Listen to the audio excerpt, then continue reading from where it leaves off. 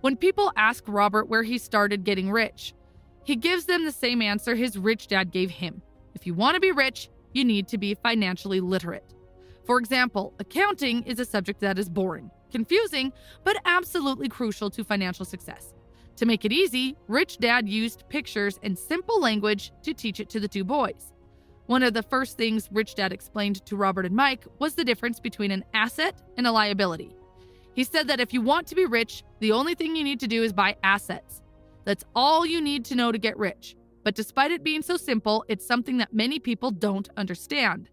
When Rich Dad first explained it to Robert and Mike, they thought he was joking because the concept was so simple. How could adults not understand this? Shouldn't everyone be rich? The problem is that most people have been educated differently by bankers, financial planners, and others. So they must unlearn what they think they know. And because of that, they buy liabilities thinking that they are assets. Robert uses simple definitions for assets and liabilities. An asset is something that puts money in your pocket, and a liability is something that takes money out of your pocket. This is the cash flow pattern of an asset. The top part of the diagram is an income statement, often called a profit and loss statement. It measures income and expenses, money in and money out. The lower part of the diagram is a balance sheet. It's called that because it's supposed to balance assets against liabilities. Assets add to your income, they put money in your pocket. For example, if you have a house and you rent it out, then it's an asset because it puts money in your pocket every month. And this is the cash flow pattern of a liability. A liability takes money out of your pocket. If you want to be rich, what you need to do is to avoid liabilities and instead buy more assets. Through these simplified diagrams, you can easily tell how each person handles money. Robert says often those in debt think the answer to their problem is to make more money. But not only will more money not always solve their problems, it may compound them. It's why many people who get a sudden windfall through the lottery or an inheritance quickly burn through it.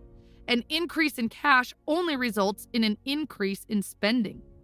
What is missing for so many people is a financial education. It's why they might still end up successful in their professions, but still struggle with money. They may have learned how to make money, but not how to manage it. People can be very intelligent and still be illiterate when it comes to finances. They learned how to work hard for money, but not how to make their money work hard for them. Many people still believe that their home is an asset, but Robert teaches that a home is a liability because it takes money out of your pocket through taxes and other expenses.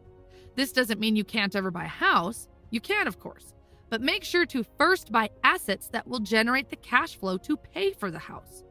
Robert says if you want to get rich, all you need to do is to buy more income-producing assets, keep your liabilities and expenses low. And when will you know that you already have enough wealth? Robert uses the following definition for wealth.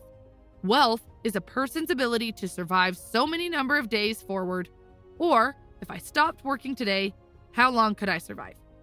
Another way of stating it, wealth is the measure of the cash flow from the asset column compared with the expense column.